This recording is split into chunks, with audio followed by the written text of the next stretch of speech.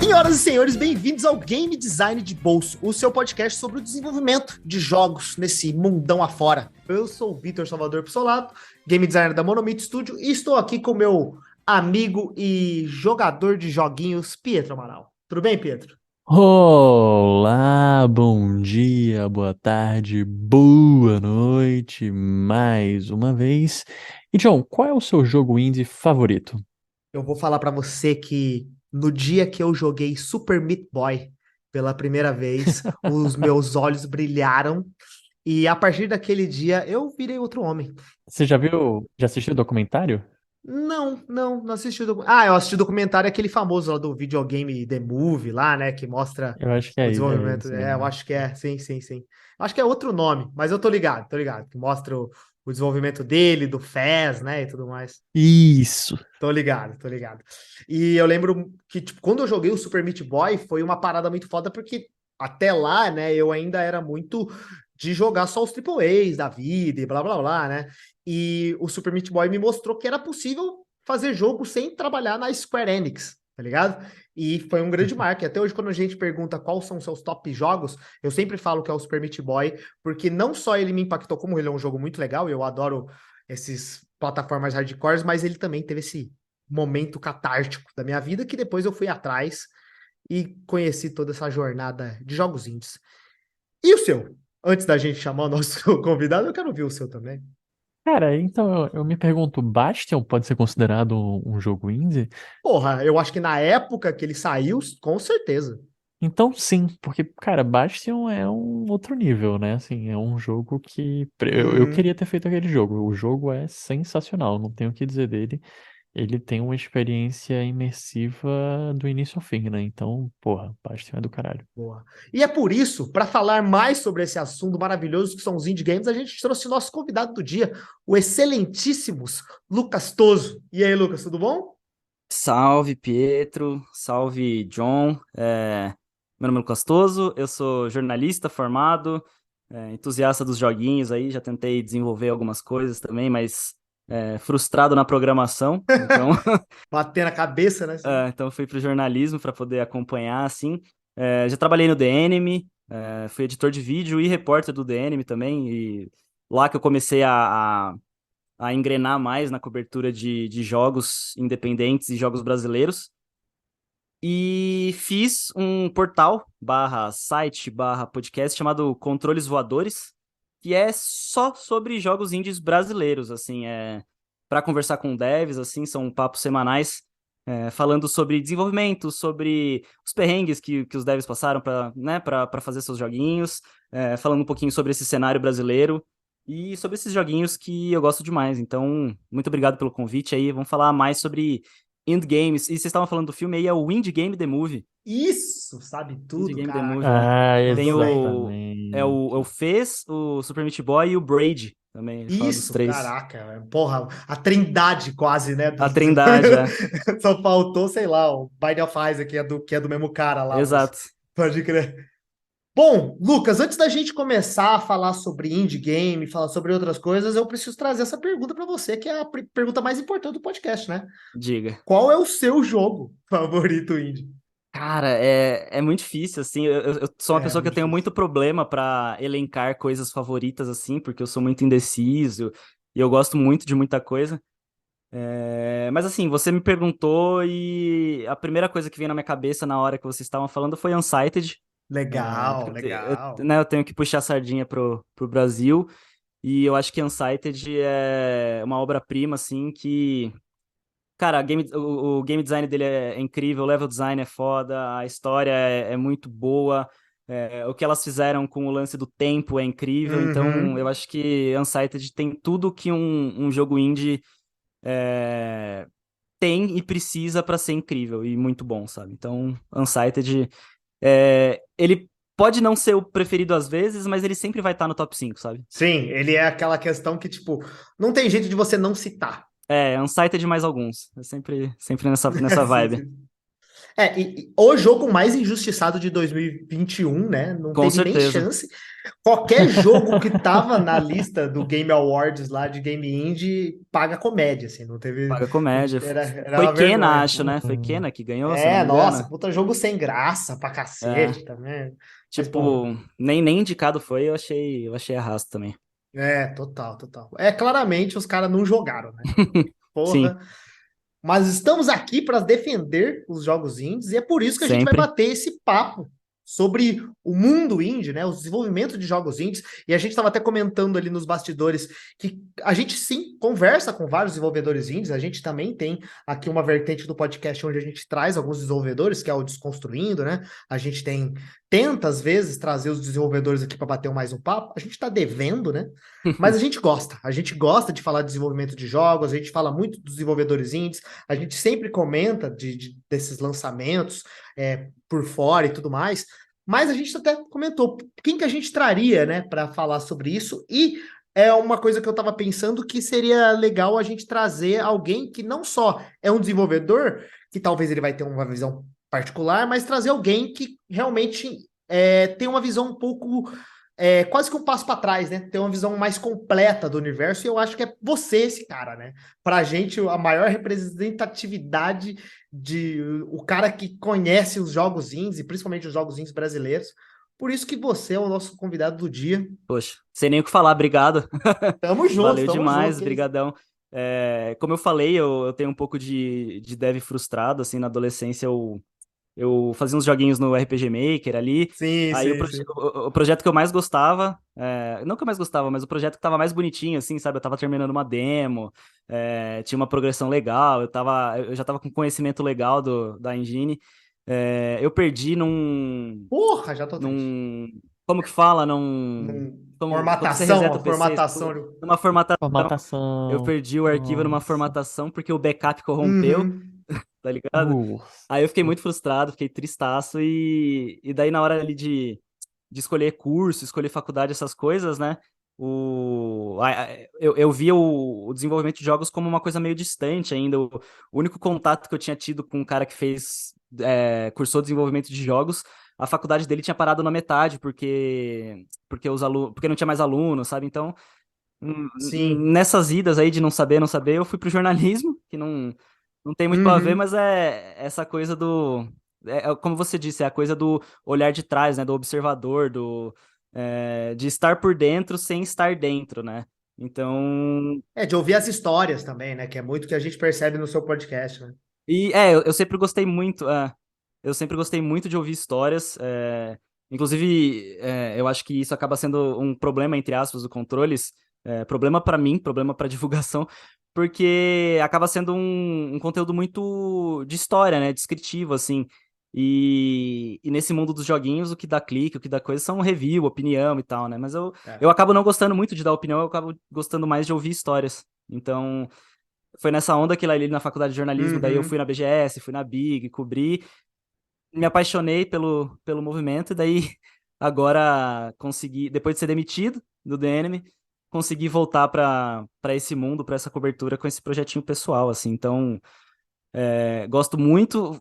No lance do jogo preferido também, tinha um joguinho que era indie antes de eu saber o que era um jogo indie, que chamava Kami the Machine, que era Sei. tipo um Mario fake, assim, com um bichinho que era tipo um cachorrinho orelhudo, sei lá, mas em quadradinho, assim, que era um joguinho que eu encontrei, tipo, num CDs de banca, tá ligado? Lá pra, sei lá, 2004, assim.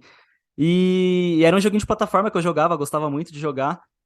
E depois que eu fui parar pra olhar, eu falei, mano, aquilo lá era um jogo indie, tá ligado? Era alguém que. Era um indiezão bala. Muito foda. Era alguém que fez um joguinho zica ali, daí também fliperama, época de fliperama, assim, então sempre estive por ali dos jogos indie, sabe? Uhum. E eu acho que é o que a gente está comentando, né? O fato de você ter conversado com muitos desenvolvedores, você tem essa bagagem, pelo menos você entende como é que é o desenvolvimento de jogos. Que é muito o que a gente fala, né? A gente também sempre comenta que o nosso papo também é um pouco nichado, né? Que não é o cara que Uhum, gosta de videogame, é o cara que gosta de desenvolver videogame. E o seu sim, também, né? Ele não é o AAA, ele fala sobre o universo mais nichado do desenvolvimento indie sim, e ainda assim, se o cara quiser saber dos BR, né? e a gente Exato. precisa se divulgar e tudo mais, mas é um trampo que ele é um pouco fora da caixinha, digamos assim, mas eu acho que tem mais valor do que fazer a mesma coisa do que N outros podcasts estão fazendo, de vamos fazer a review do God of War 4, tá ligado? Eu Sim, gosto, sim. claro, eu sempre ouço, mas sei lá. E eu tenho muito uma questão também de querer usar a plataforma para dar espaço para todos os jogos, sabe? Até dentro dos jogos indies brasileiros, você tem ali, por exemplo, sei lá, o jogo do Cellbit, o jogo dos Irmãos Uhum. Castro, sabe? Que são coisas que dão muitos views, porque são de grandes influencers, mas essa galera, pra mim, eles não precisam de divulgação, né? Tipo assim, óbvio que eu posso chamar pro programa e conversar sobre o desenvolvimento, até porque quem tá fazendo esses jogos são devs ali que estão na luta, mas são jogos que essencialmente não precisam da divulgação que o Controles faz.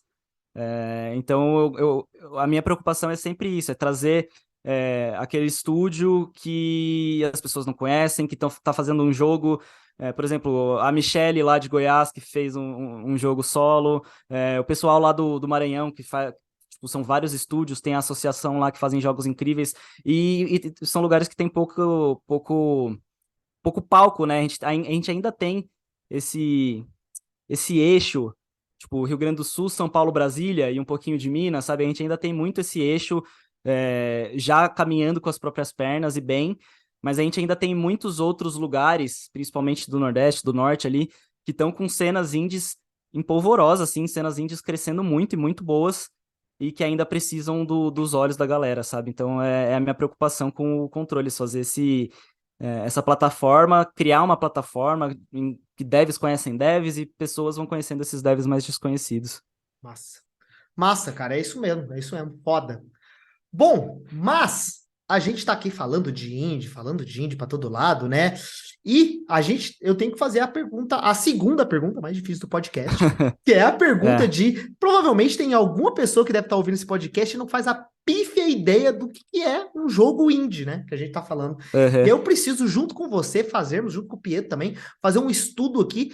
Eu sei que é impossível, eu imagino, mas eu preciso definir o que é um jogo indie. Porque a galera tem Bora. que entender a diferença do que a gente está falando, né? De, qualquer jogo é um Sim. jogo indie? O que é um jogo indie, né? Então eu queria ouvir de você, primeiramente, né? O que você considera que é um jogo indie?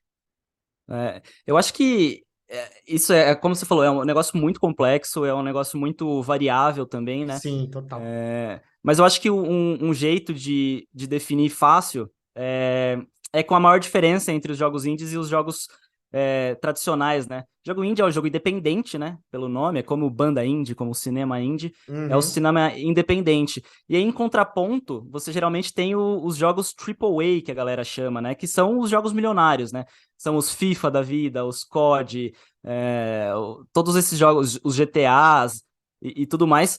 Só que eu considero também que você tem algumas outras diferenças entre eles. Porque, por exemplo, você tem o AAA de alcance global, que são esses que eu falei, FIFA, COD, NBA, que são esses jogos ligados a marcas, esses jogos literalmente com milhares de jogadores. É um negócio que faz muito dinheiro, é bizarro o número, o preço assim, dessas coisas.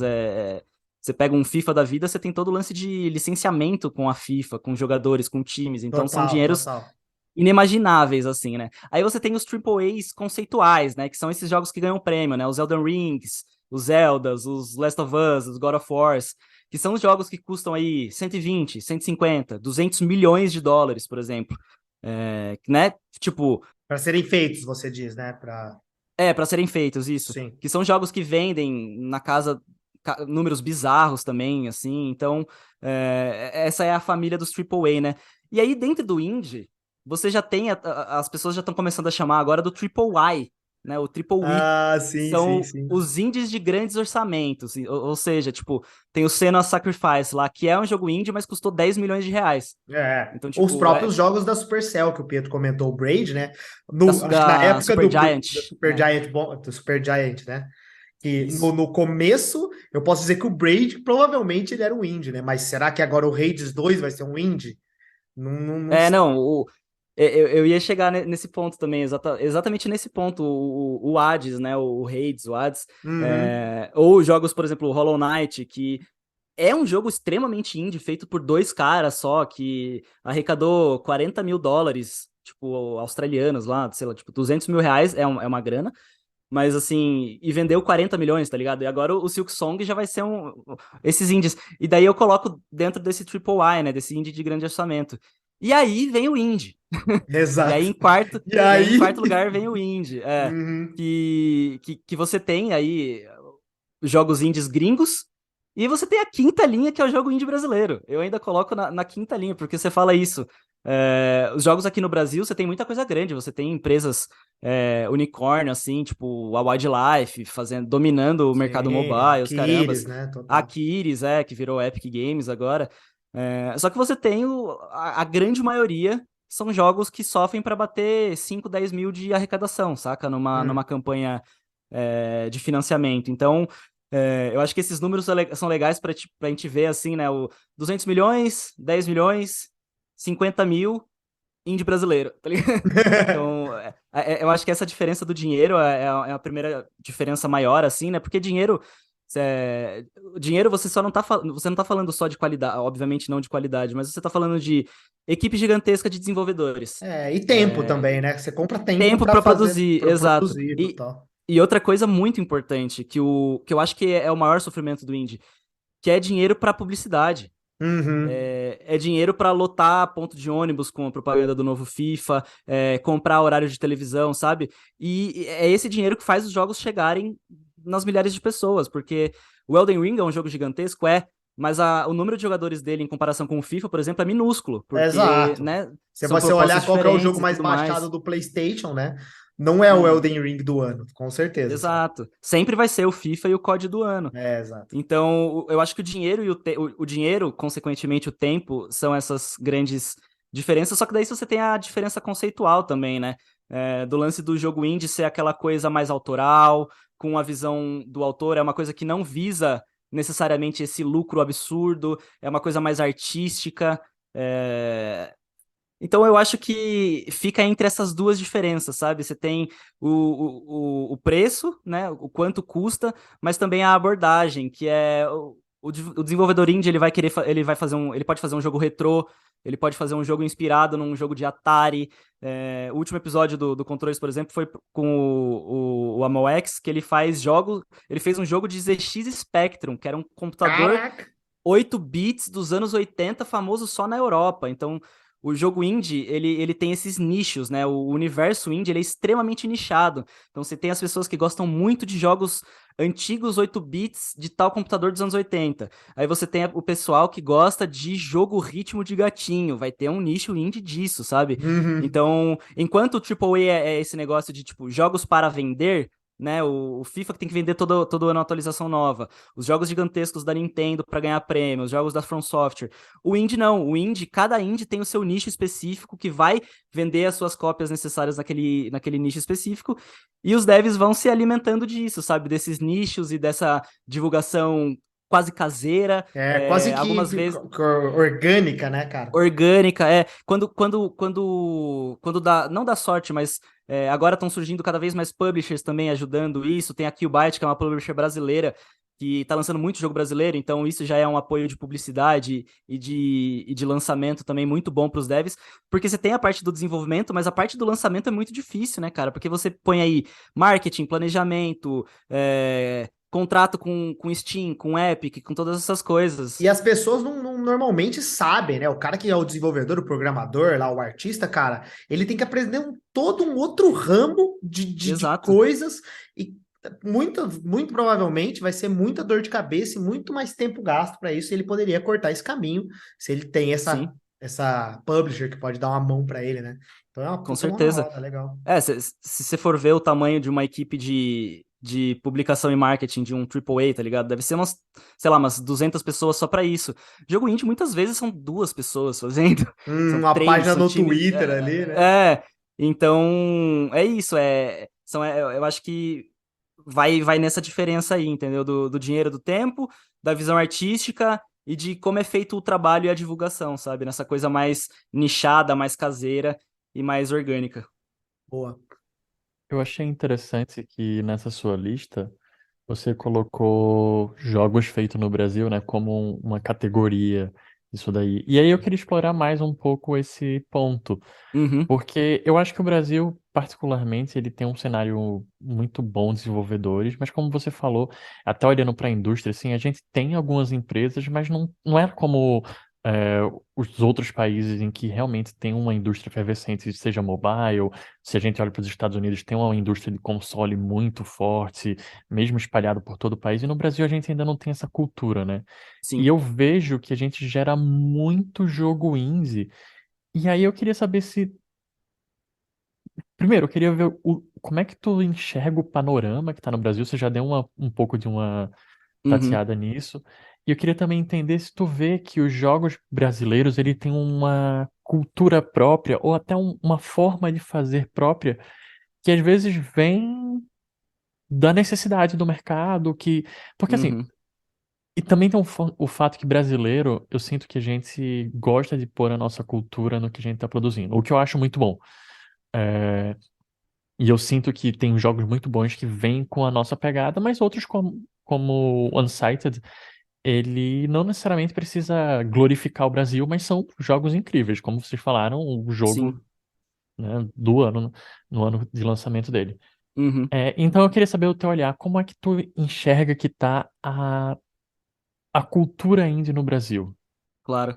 É, Bom, quando eu falei do jogo brasileiro, do indie brasileiro ser uma quinta categoria, só deixando claro para quem está ouvindo também, não estou falando de qualidade, questão de qualidade nem nada, é só na questão do dinheiro mesmo, né? Aqui a Sim. gente tem um real desvalorizado e tudo mais, então os nossos indies saem muito atrás de indies da Europa, por exemplo, do Japão, né?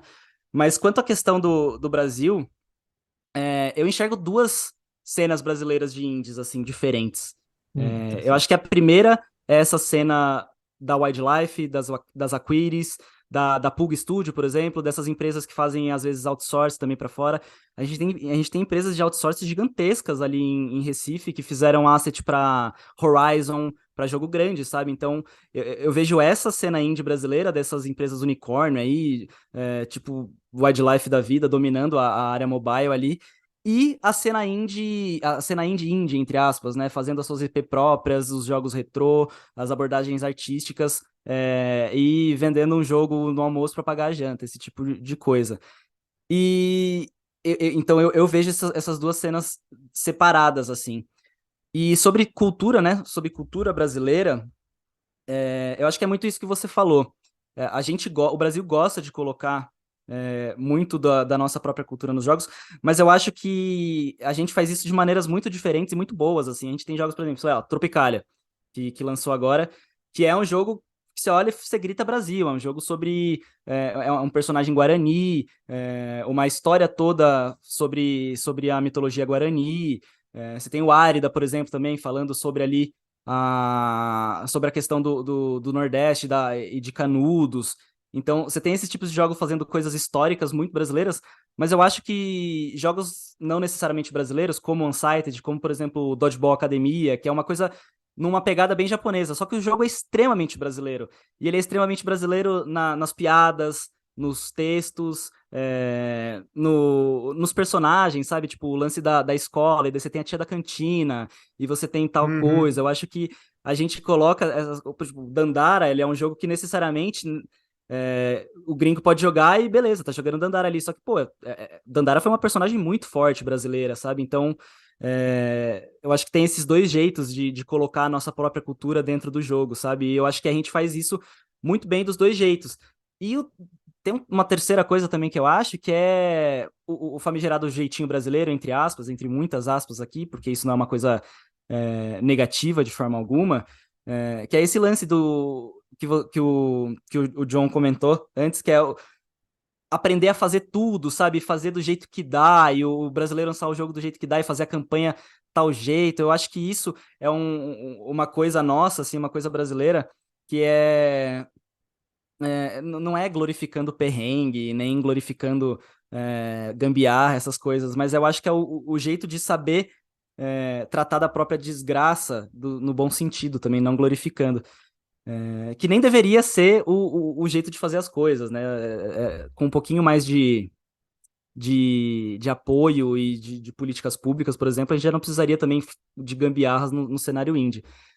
Mas dei toda essa volta para dizer que eu acho que atualmente a gente está vivendo o ápice da cena indie brasileira. Pô, que legal. Eu acho, Interessante. eu acho que a gente voltou de uma pandemia com muitos estúdios novos, muitos devs novos, pessoas que ficaram em casa e acharam um refúgio em fazer jogo, por exemplo, e descobriram engines e estão aí tentando seus jogos.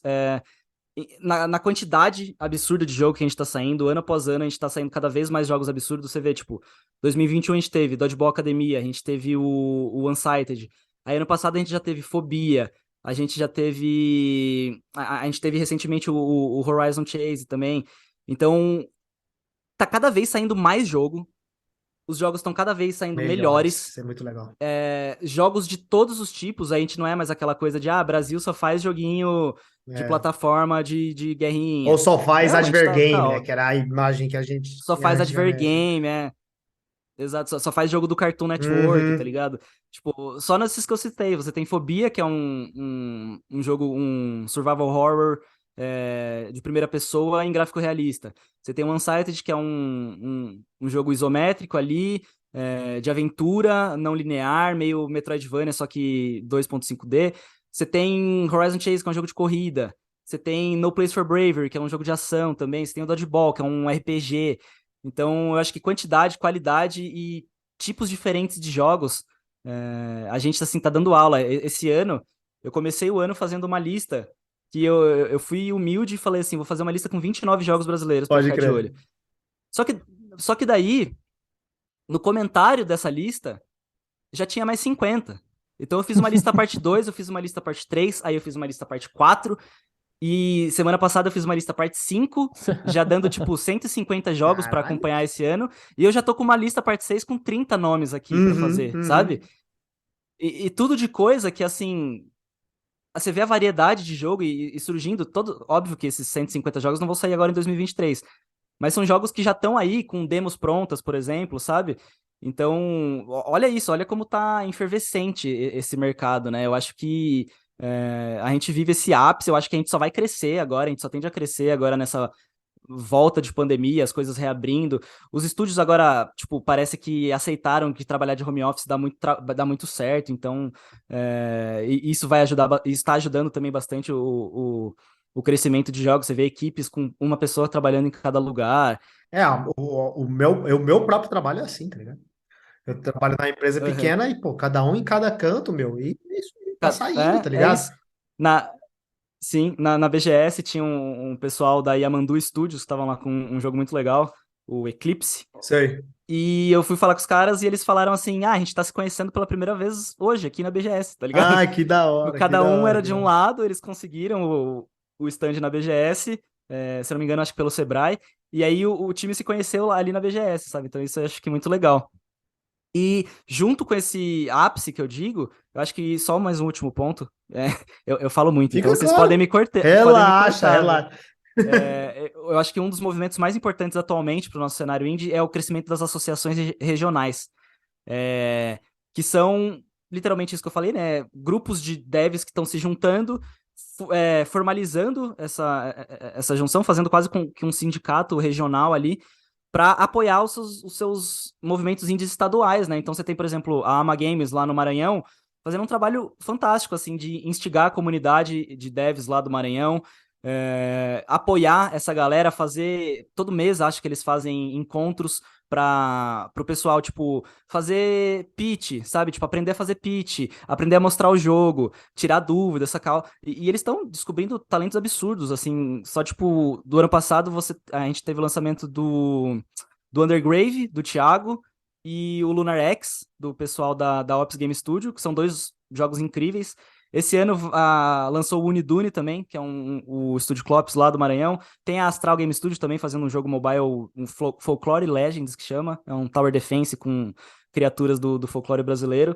Então, essas associações regionais, e daí eu falo da Ama Games, eu falo da Ascend em Fortaleza, no Espírito Santo fez associação regional, no Rio Grande do Norte também tem, no Pará também tem. Essas associações, e muitas vezes em parceria com o Sebrae, estão dando forças absurdas para esses mercados locais, assim, que muitas vezes não chegam aqui em São Paulo, não chegam no grande olho, né, dos jogos indies. Inclusive, Exato, nessa bolha aqui, né? nessa bolha, inclusive o desenvolvedor do Maranhão, esse amigo meu, o Cássio, ele falou, cara, a gente meio que já desistiu de Big, de BGS, essas coisas, a gente tá focando aqui nos nossos, vamos fazer os nossos jogos aqui, tá ligado? E vamos fomentar a nossa cultura pra ver se a gente engaja, pra ver se a gente chama os industriais aqui do Maranhão pra também levar os nossos jogos pra fora, sabe? Então, Pode crer. as associações estão com um papel absurdo, assim, nesse crescimento que eu vejo que só que vai ser exponencial cada vez mais.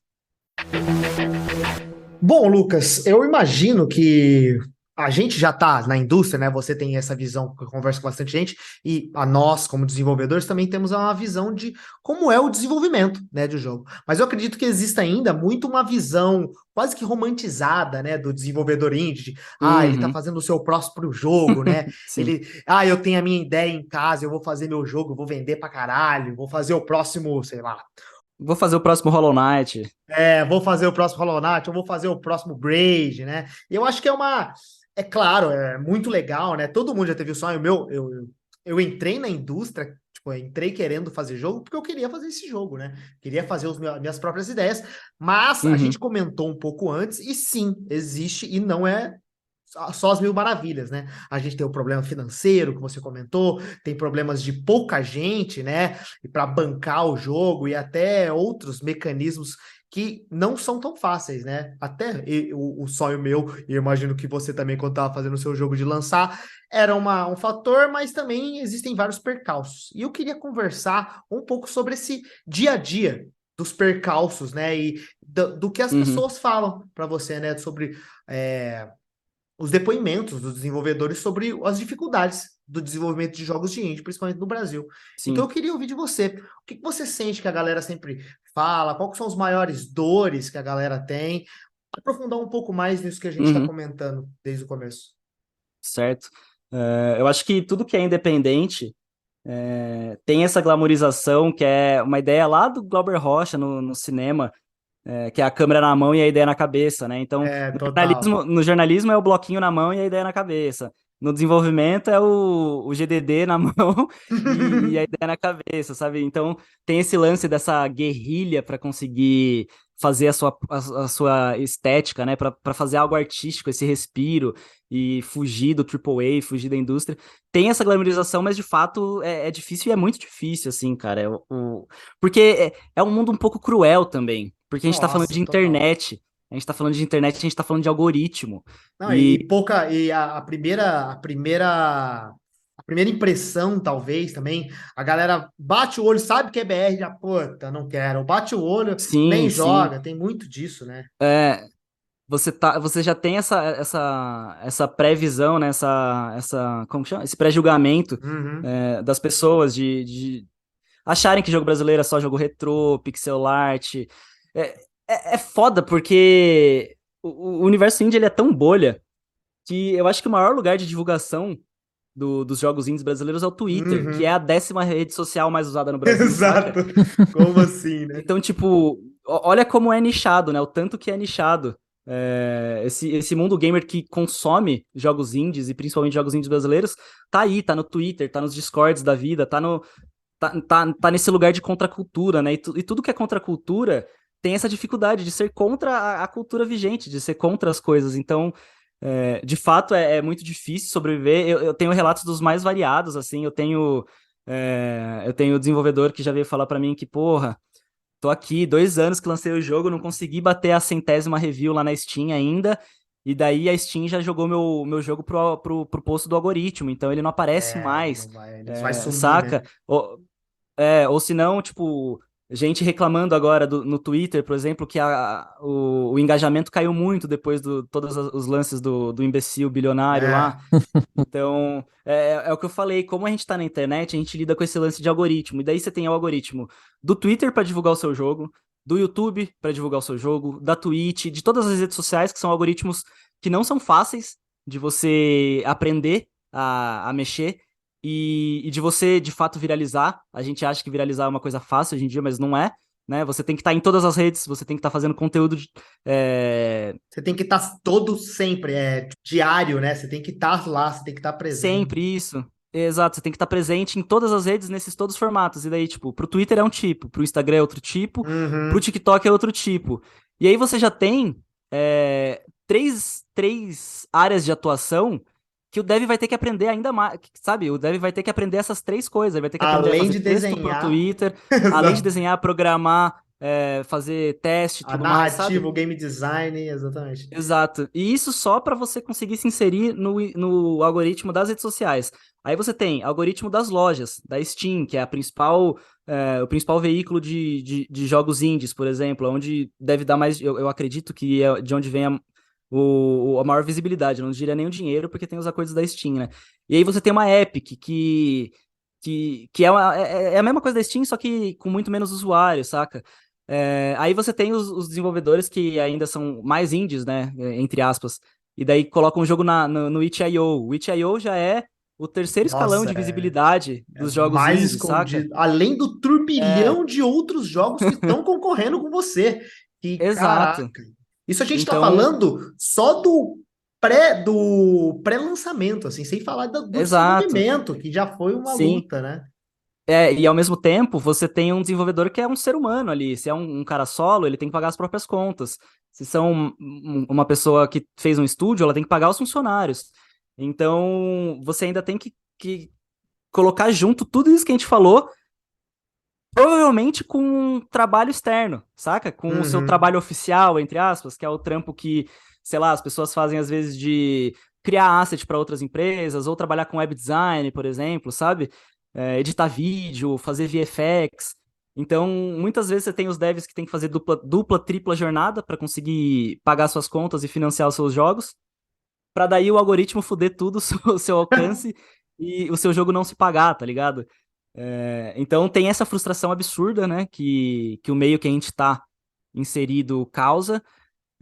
E daí eu já ouvi relatos de devs, assim, o Dili, o Felipe Dili, do Takara Cards, lá da Postmortem, eles falaram que na conta deles, um desenvolvedor indie tem que fazer, em média, 10 jogos para começar a se pagar, saca? É. Você tem que ter 10 jogos ali na Steam, com um certo fluxo, né? Porque esses jogos têm que continuar vendendo.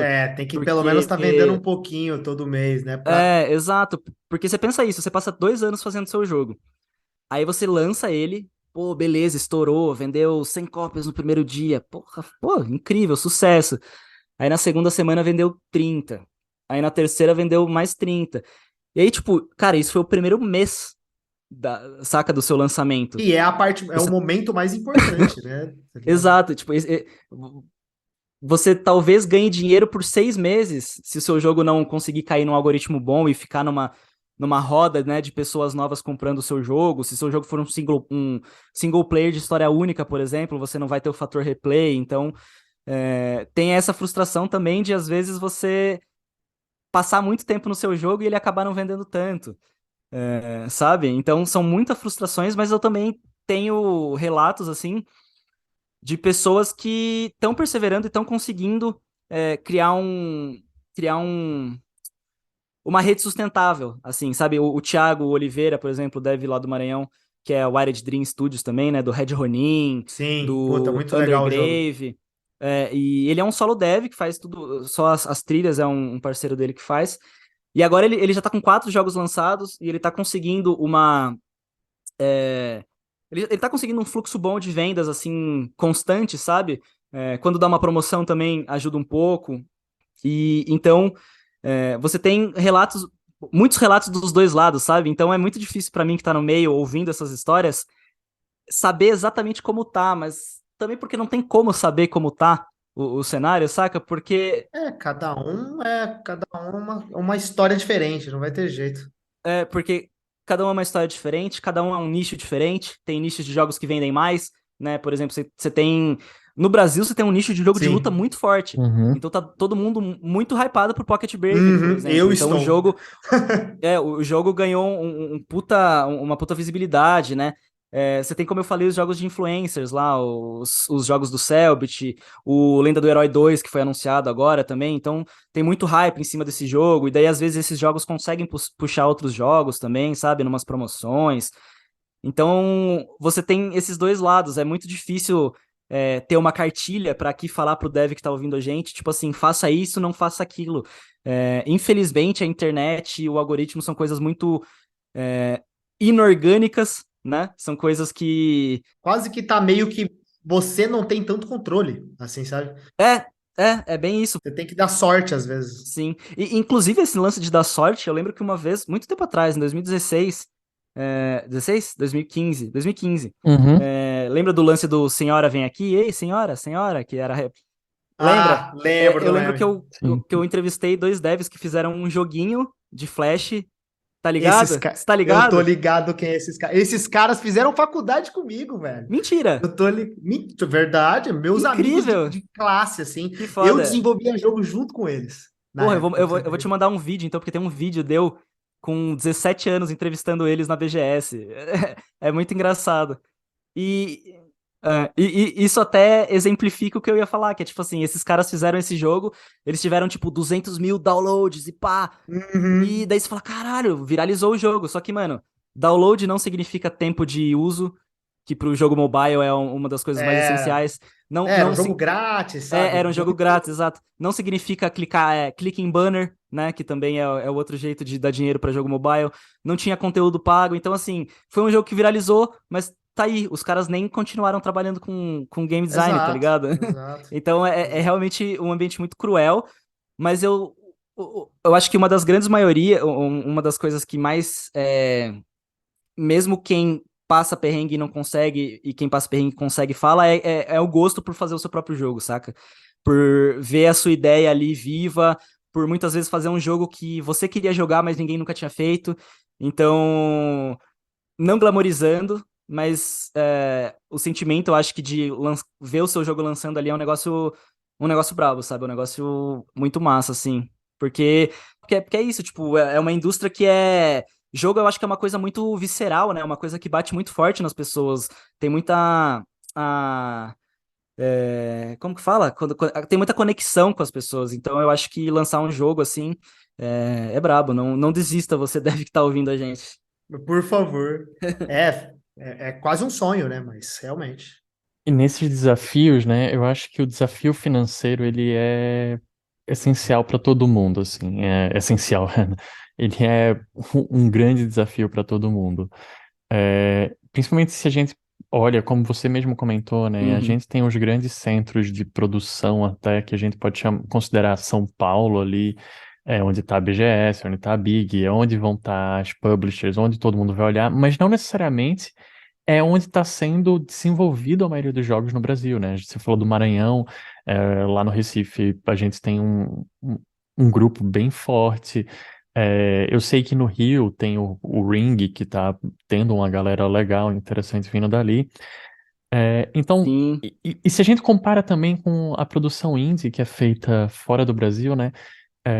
Os Estados Unidos a gente sabe que a galera já tem um fundo de pensando nisso. Tem empresas que estão lá, né? Que aqui no Brasil a gente não tem grandes publishers ainda que ajudam, e aí a Uhum. galera tem essa dificuldade, porque não é só você também entrar em contato com a empresa, você conseguir fazer o seu pitch em inglês, o que isso já gera um fator de certa forma de elitismo aqui no Brasil, né? Porque Uhum. não é a nossa população, é muito baixo o nível que fala inglês.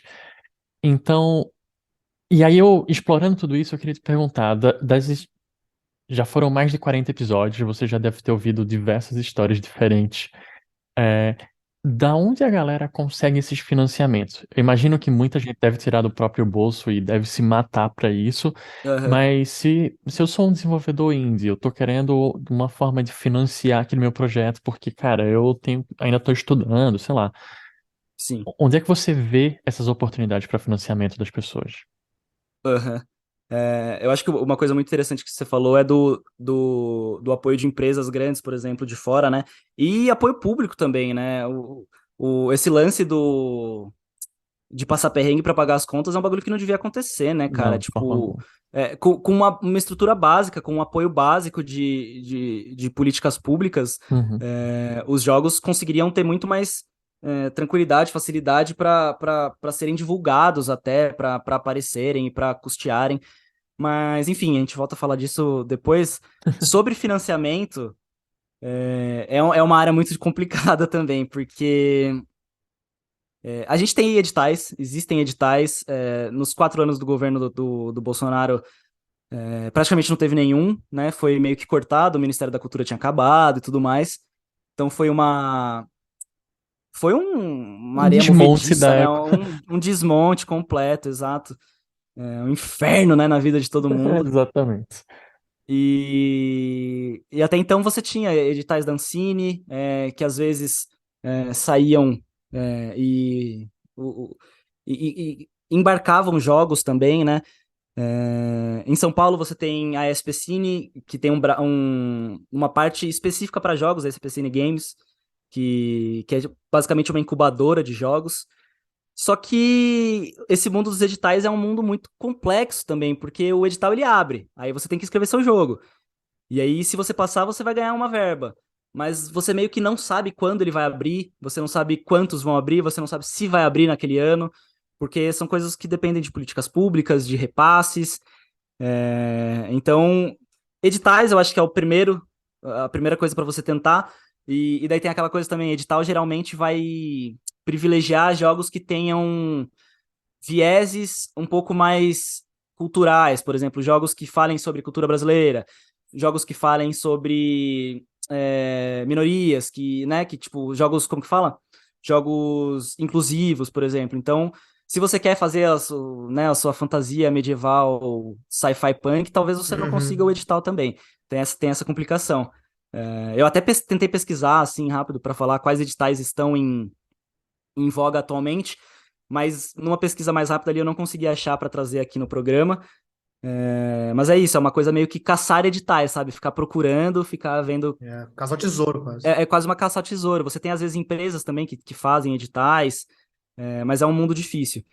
Aí você tem um segundo lugar, que é, tipo assim, eventos. Você tem eventos como, por exemplo, BGS Big, que são talvez dois dos maiores eventos de jogos independentes, que nesses eventos você tem rodas de negócio, você tem espaços para fazer pitching para pessoas que vêm de fora ou para publishers, que são espaços legais, são espaços com trocas muito boas, principalmente entre devs também. Você tem o pitch lá do Big, que é uma coisa competitiva, é você um contra o outro, mas também é uma coisa muito amistosa, é uma coisa muito de aprender a fazer aquilo, saca? Então, esses são ambientes bem legais. Só que daí você tem um problema de que BGS e Big são em São Paulo. Uhum, exatamente. Uma passagem para São Paulo, vinda do Maranhão, por exemplo, que é o que a gente mais está falando aqui, em junho, mês de férias escolares, Nossa. pô, é 2 pau, tá ligado? É.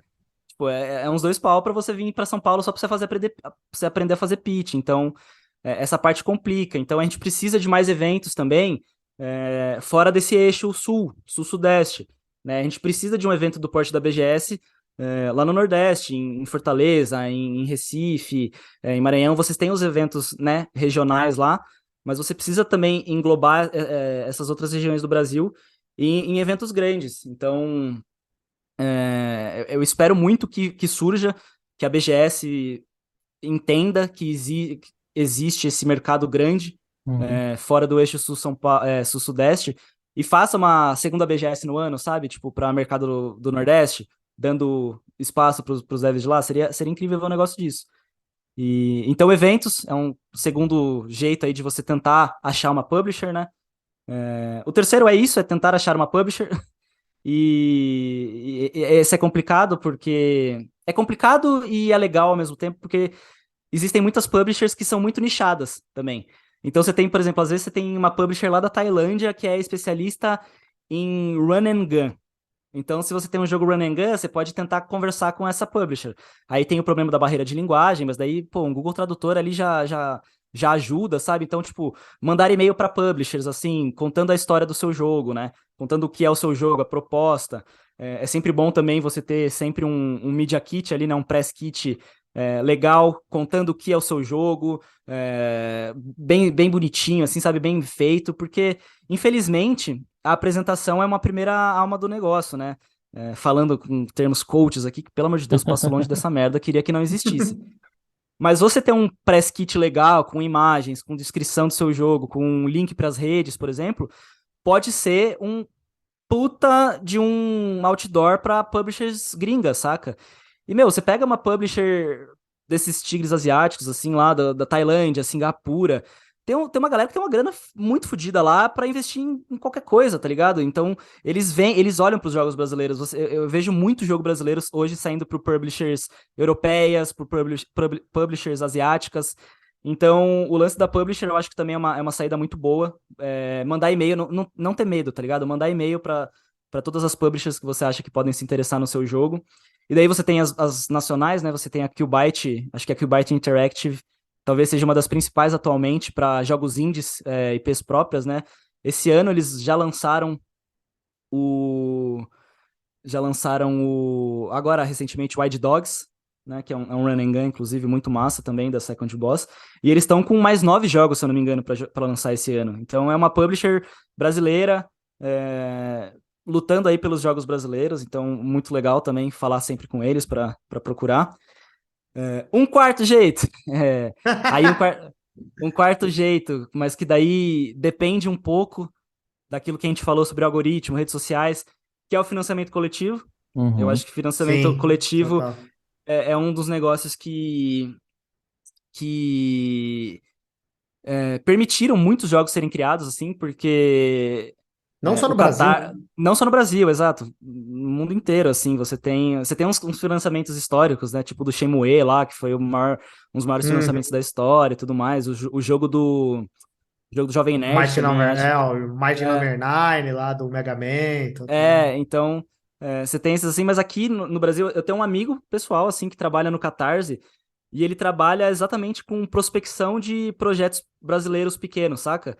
E todo evento que eu vou, seja de jogo, seja BGS, Big, a própria CCXP, assim, todo evento que eu vou, eu trombo ele e ele tá lá, mano, batendo em todos os stands, conhecendo e falando com todos os desenvolvedores, com todos os artistas, sabe?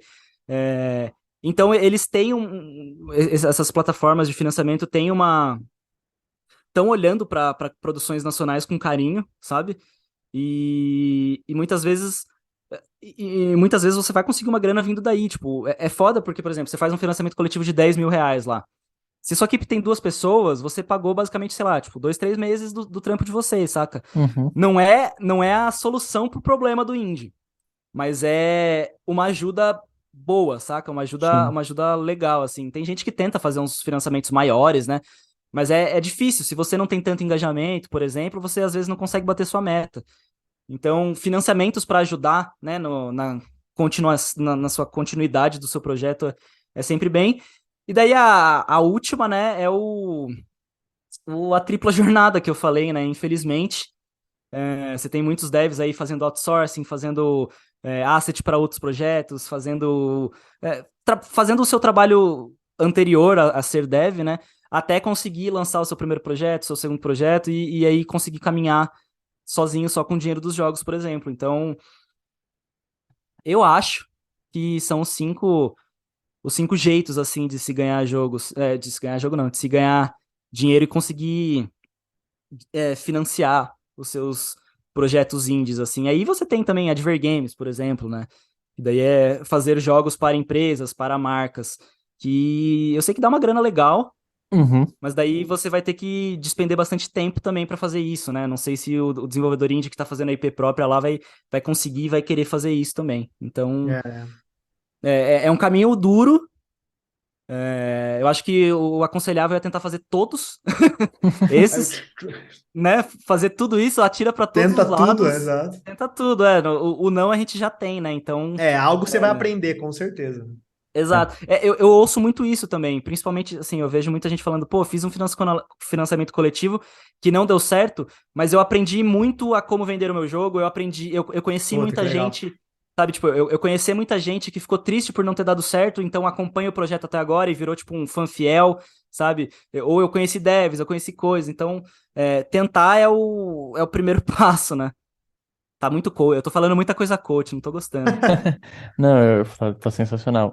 E assim, eu acho que você traz um ponto que é o essencial, né? Porque muita gente pode ter medo de começar, porque, porra, realmente eu não sei como eu vou tirar uma grana pra fazer. E isso é realmente foda, eu não tô. glorificando a vida difícil, muito longe disso. Mas, cara, às vezes você precisa começar, sabe?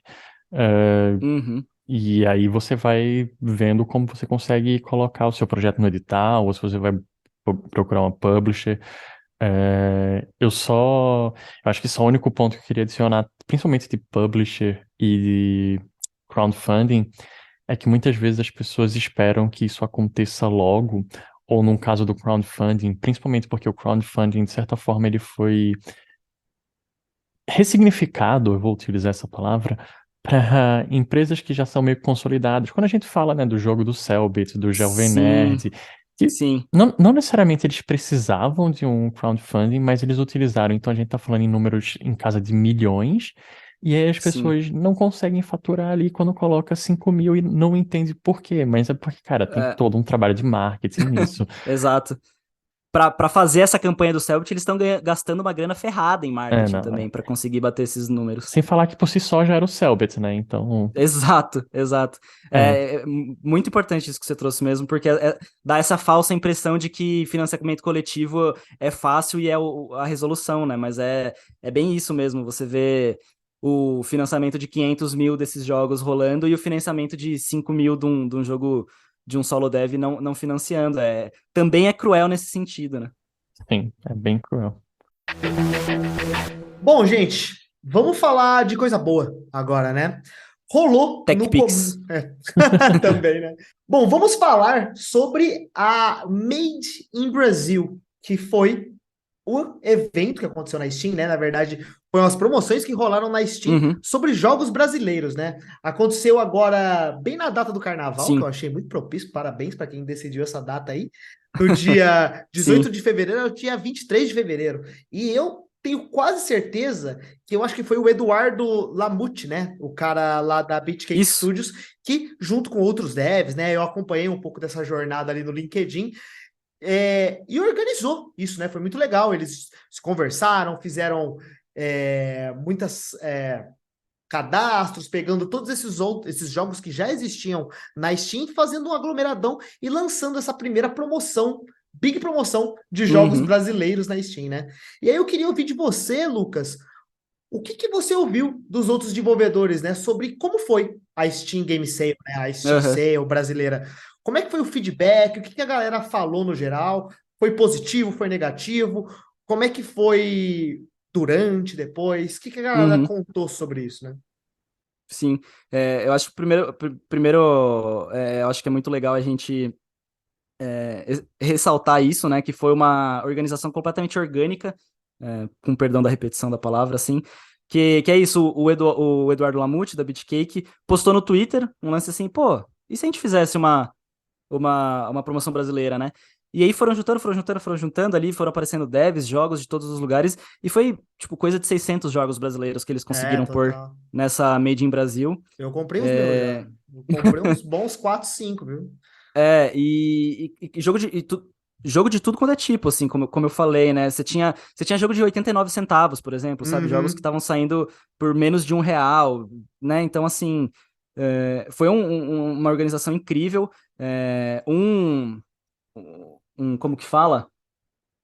Um xingo pra Valve que não colocou a Made in Brasil na homepage da Steam. Total, total. Mas eu percebi É, isso na hora também, sabe? Tinha lá no bannerzinho, né? Mas não tinha na home gigante, né? na home gigante não tinha. E é claramente um protecionismo da Valve, porque tem uma China Sale também, uma promoção de jogos chineses que eles nunca colocam na homepage. Pode crer. Então, ficou faltando isso, ficou faltando a homepage da Valve, seria ainda melhor. Mas eu falei com o Lamute recentemente sobre, né, os resultados. Ele, enquanto organizador, ele não tem, tipo, números, ele não consegue ter acesso a números, por exemplo, mas ele falou que para eles foi bem, tipo, pro que eles tinham de conteúdo foi muito bom. E aí eu fui fazer trabalho de conversar com os devs, assim, meio que um a um, assim, né, pra ir vendo. Obviamente, eram 600 jogos, eu não consegui falar com todo mundo. Mas com quem eu falei, a maioria foi muito positivo, assim. O Thiago, que é o que eu comentei, o Thiago Oliveira, é um dos devs que eu mais converso, né? Nos 4 jogos que ele teve, que ele tem na Steam, ele conseguiu o triplo de vendas do que na Summer Sale, que é Pode a sale crer. oficial da Steam, né? Que é mundial, os caralhos. Caraca. Então, olha isso, pô, ele teve 3 vezes mais, Caraca, cara. muito foda, Foi. puta que pariu. Foram números assim que ele ficou. Ele até ficou impressionado quando ele tava revendo, porque ele tinha achado que tinha sido um pouco melhor. Mas daí depois ele olhou e falou: caramba, foi 3 vezes melhor. Foi, tipo, muito melhor que a Steam Sale. Então, aí você vê, né, esse tipo de coisa. É um cara que já tá com 4 jogos na Steam, então já tá um pouco mais consolidado. Mas você tem exemplos como o Gabriel Mack, que lançou no fim de dezembro agora o Coralina, que é um RPG todo brisado, assim, bem surrealista. E ele falou que foi extremamente inesperado, assim, o tanto de wishlist, o tanto de Ah, que gente da hora. comprando, a movimentação, porque foi legal isso também da Made in BR, né? Não só o lance de estar na promoção, colocar vários jogos em evidência, mas também puxar o wishlist, né? Você tem alguém que entrou ali na Made in BR, por exemplo, para ver Fobia, né? Que jogou um gringo que viu Fobia, e daí scrollando ali na Made in BR, ele já descobriu outros jogos brasileiros de terror, por exemplo, né? Que não tem essa mesma visibilidade. Então, o Gabriel Mack também falou, também trouxe esse feedback positivo. O próprio Tropicalia e o Haku Venture, não sei se vocês conhecem o Haku também, que é um jogo de plataforma 3D. Legal. O Haku ele é uma plataforma 3D tipo Spyro, sabe? Ah, Tipo, sim, sim. dessa época, assim, e é um guaxinim? Não lembro agora exatamente qual é é um Raccoon Guaxinim. É, isso. É um Guaxinim. É um jogo incrível também. Ele também falou que ele teve muito número de wishlist, porque é um jogo que tá em pré-venda ainda, né? Então, ele não teve tipo, as compras oficiais, mas teve bastante wishlist e bastante compra na pré-venda, assim. Só o Caio do Karma City Police me falou que ele não teve bons resultados, mas é porque ele já tá meio que nesse limbo do algoritmo da Steam, então ele falou que ele nem se surpreendeu tanto. Mas eu acho que foi extremamente positivo para o nosso cenário, para mostrar a união do nosso cenário também, para mostrar para os devs brasileiros que, tipo, organização faz as coisas acontecer, porque foi uma coisa deles. O Lamute encabeçou, mas os devs se reuniram, pressionaram a Valve, mostraram que dava, e com certeza vai rolar mais vezes, tenho certeza que.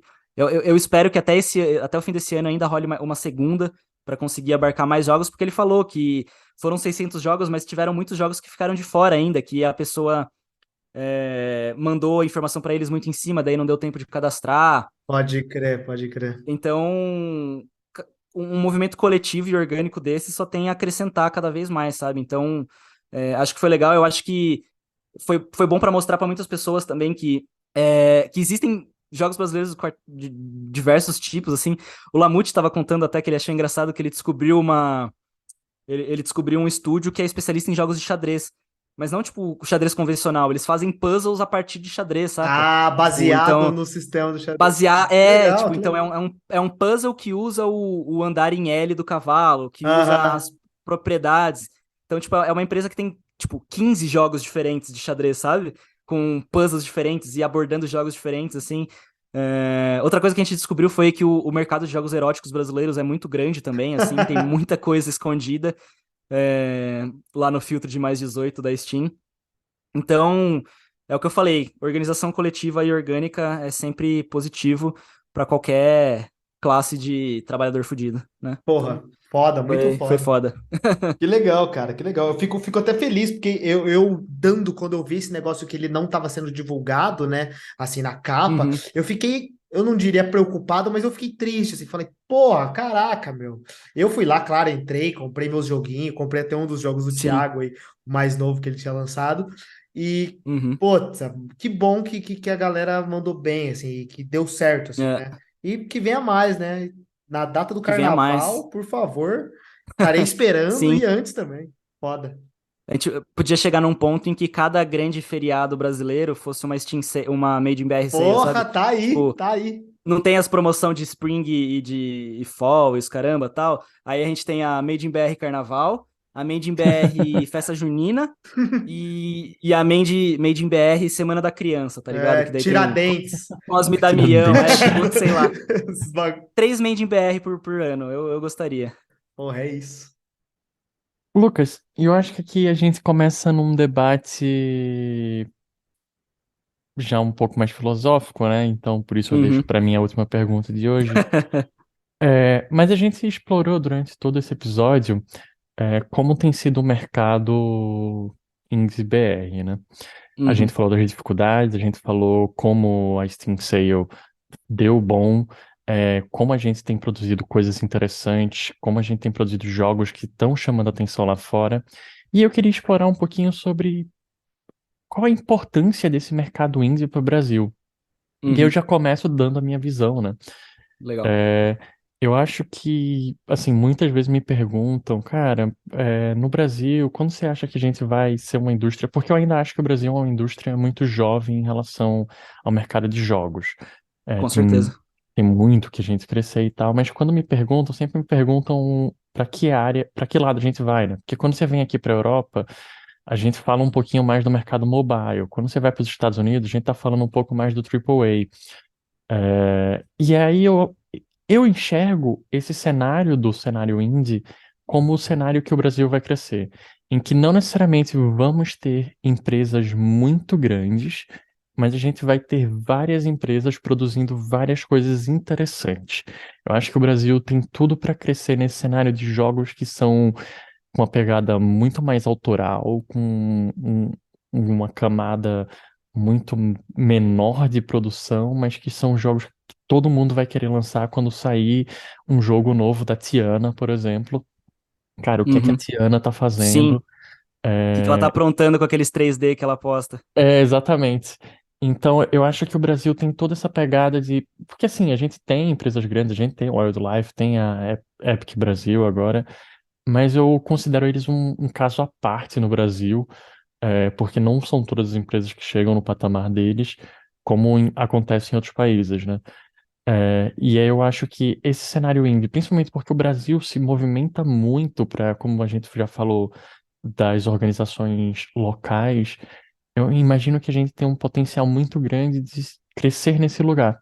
E aí eu queria ouvir de tu, é, como é que tu enxerga a importância dessa indústria indie para o Brasil e o que é que tu enxerga como futuro dessa indústria indie no Brasil? Perfeito. Eu concordo 100% com você no lance de ser uma indústria muito jovem ainda. A gente tem ali, né, na história do desenvolvimento brasileiro, o De Giovanni começando lá com a Amazônia, Uhum, com jogos de Master System, clones e tudo mais. Mas eu acho que a gente ficou. A gente acabou ficando um pouco atrás, um pouco não, bastante atrás do desenvolvimento ali entre anos 90 e anos 2000 e 2010. E a gente começou a voltar com muita força agora, né? A partir de 2012, 13 ali, eu acho que o mercado brasileiro começou a subir bastante. E agora tá, como eu falei, nesse ápice que eu enxergo do indie brasileiro. Na minha opinião, ser AAA, ter uma indústria AAA, não é o sinônimo de sucesso. Não é, tipo uhum, assim, o objetivo a ser alcançado. Eu não acho que o Brasil vá ter um estúdio AAA, fazendo jogos AAA, porque ter um jogo AAA significa competir com quem já tá fazendo AAA. E a gente não vai conseguir fazer isso nos próximos 15 anos, talvez, sei lá, para conseguir ter a expertise e, e o lastro, assim, sabe? E o tanto de coisa que envolve para você ter um estúdio AAA. Então eu acho que o AAA ele não é o futuro, assim, o cara, a pessoa que tá fazendo desenvolvimento indie, ela não necessariamente quer ser uma desenvolvedora AAA. uhum, Eu vejo muitos desenvolvedores falando isso, tipo assim, eu sempre costumo perguntar, né, qual que é o futuro? Qual que são os próximos planos? Para os solo devs eu pergunto, vocês querem ter um estúdio? Vocês querem ter mais gente? E para os estúdios eu pergunto, vocês querem crescer? Vocês querem ter mais funcionários, tudo mais, fazer jogos maiores? E a resposta geralmente é não. Pode crer. Tipo, a resposta, tá ligado? A Uhum. resposta geralmente não é essa de tipo assim, eu quero fazer o meu estúdio ter 200 funcionários pra gente fazer um jogo sandbox enorme, incrível, pá. Poucas pessoas respondem isso. A maioria responde tipo, eu quero conseguir continuar fazendo esses jogos com essa equipe que eu tô fazendo, talvez conseguir contratar mais alguém pra ajudar na trilha, pra fazer um 3D mais legal. Então, o AAA não é a primeira coisa é, o AAA não é a parada final, né? Eu vejo o Brasil crescendo para três frontes, assim, eu acho, principais no desenvolvimento indie. Eu acho que a nossa parte de mobile é muito forte. porque a gente tem a maioria, tipo, a maioria do público gamer brasileiro é de mobile, Sim. é de mobile e casual, jogo casual, né? Então, esse cenário pra gente é muito forte, com a Wildlife ali encabeçando isso. Eu acho que é um futuro que o Brasil vai se estabelecer cada vez mais. É, o indie tradicional eu vejo crescendo cada vez mais também, o indie tradicional, entre aspas, que eu falo, né? Essa coisa da visão artística, da IP própria, do jogo autoral. Eu acho que esse vai ser o grande futuro do Brasil. Crescer cada vez mais os nossos estúdios próprios, e daí, daqui uns anos, tá lá, todo ano no Game of the Year tem um indie brasileiro concorrendo lá, melhor indie, sabe? Esse tipo de coisa. Eu acho que é para esse caminho que a gente vai, a nossa indústria indie se fortalecer cada vez mais. E tem um terceiro, que eu acho que passa um pouco desapercebido, assim, mais pelo mainstream que acompanha os jogos, que é a realidade virtual. O Brasil é muito forte em realidade virtual, cara. A Black River Studios, lá no Amazonas, Uhum. foi uma das primeiras estúdios de desenvolvimento de realidade virtual no mundo, tá ligado? A fazer jogos assim. Então, a gente tem a Árvore Immersive também fazendo coisas há bastante tempo e sendo muito respeitada dentro do mercado de realidade virtual. Então eu acho que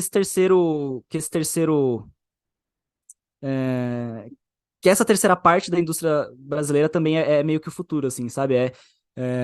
Mobile, realidade virtual e indie autoral. Eu acho que é para aí que o Brasil vai crescer e eu acho que é para aí que a gente tem que crescer, que é onde o nosso potencial é melhor, sabe?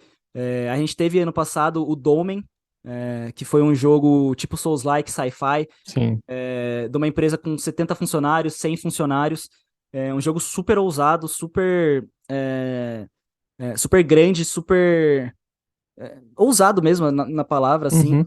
Que é isso, cara. É um jogo que saiu, ficou ali com uma nota 65, 70, não teve uma recepção muito legal, porque tinha alguns bugs ainda, tinha algumas funções que não estavam muito bem azeitadas, não tinha tanta variedade de conteúdo. Então, a gente tem, a gente tem pontos de jogos que querem ser, não querem ser, mas que querem mostrar uma abordagem dessa, sabe? Tipo, a gente consegue fazer um jogo nesses níveis de complexidade e com equipes grandes e valorizando o trabalhador, mas são alguns estúdios conseguindo fazer isso, sabe? Eu acho que esses estúdios vão continuar crescendo, mas o grosso da nossa cena indie vai ser o IP autoral menor fazendo jogos mais específicos, assim. E quanto o que você falou da importância, né? A importância dessa indústria, eu acho que é, todo mundo fala isso, né? Mas jogos são o futuro. Mentira, jogos não são o futuro, jogos já são o presente, já são o agora, assim. A indústria do desenvolvimento de jogos, sozinha, ela, tipo, desenvolve tecnologia, porque desenvolvimento é linguagem, é computação, então você desenvolve tecnologia. Você desenvolve educação, porque tem, né, o tanto de área que a gente falou aqui. Fazer um jogo envolve programação, envolve arte, envolve marketing, envolve recursos humanos, envolve financeiro, envolve diversas áreas. Então, você tem que educar pessoas, você tem que educar profissionais para estar dentro da indústria de jogos. Então, aí você já desenvolveu tecnologia e educação e você desenvolve cultura também. Você desenvolve linguagem, sabe? Então, o que o poder público precisa entender é que atualmente jogos, videogames, são commodities, tá ligado? É exportação cultural, é você introduzir a sua ideologia, a sua cultura silenciosamente no mundo, saca? Porque, tipo assim, a gente sabe cultura nórdica de cor, a gente sabe falar quem que é filho de Zeus, quem que Uhum. é irmão do Thor, os caramba todo. A gente sabe como colegiais japoneses se comportam, como funciona a escola do Japão, porque Persona e afins. E por que a gente sabe isso? Porque há 30 anos a gente é bombardeado com esses jogos que trazem mensagens dos lugares que criaram esses jogos. Então, o Japão exporta a sua cultura, a Europa exporta a sua cultura e os Estados Unidos exportam a sua cultura. O poder público brasileiro tem que entender que videogame é um jeito de exportar a cultura brasileira. É um jeito de colocar o Brasil em todos os lugares do mundo e talvez seja o jeito mais fácil de fazer isso. Porque você não tem problema de logística, porque tudo é tudo online. Para investir nesse bagulho, você tá desenvolvendo a sua própria tecnologia, a sua própria cultura. Então, videogame é isso. Videogame é uma moeda absurdamente importante e com uma força muito foda no mundo atual. É literalmente você exportar sua cultura, sabe? É você chegar em todos os lugares e sem falar nos números que essas empresas geram, tá ligado? Tipo, o mercado de games no ano passado lucrou 12 bilhões no Brasil. Isso é um número absurdo. A gente sabe que a maioria disso é tipo AAA e LoL e Valorant, e CS e tudo mais, mas mostra o número, sabe? Tipo, se você pegar 12 bilhões, sei lá, tipo, 0,1% de 12 bilhões é 1,2 milhões, tá ligado? Então, Dá pra sobrar uma casquinha pra tipo um gente, né? dinheiro, Pelo amor de Deus.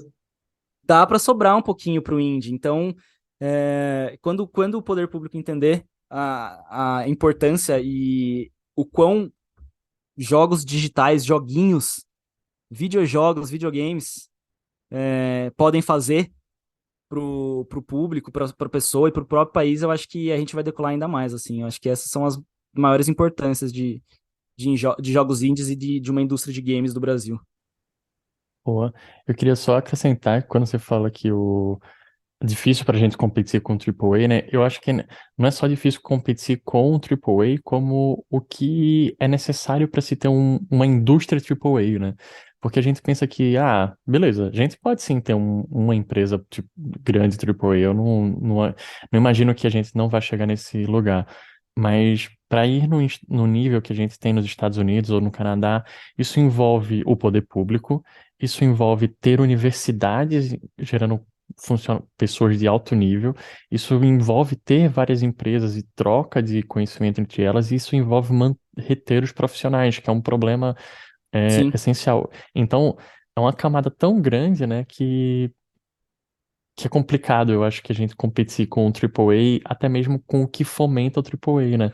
Então, perfeito. fomentar o indie é essencial pra gente. E aí eu te pergunto, beleza, a gente entende que o poder público ele tem que chegar mais junto, né? Não pode estar falando algumas besteiras como já foi falado recentemente ou Sim. tá fazendo desmonte na área da cultura como foi no governo anterior. É, E aí eu te pergunto, beleza, esquecendo o poder público, como é que a gente, não só desenvolvedores, mas uma pessoa que é só um gamer, como é que a gente pode apoiar e ajudar essa indústria indie? Uhum. Literalmente jogando e apoiando essa indústria indie. Bota na É, wishlist. eu acho que, é, cara, coisas. Mas eu acho que são coisas também que vale. A gente tem que muito ressaltar, por exemplo, a gente que eu digo, por exemplo, o papel do jornalista de games brasileiro. A gente tem muitos veículos cobrindo todos os jogos, a gente tem.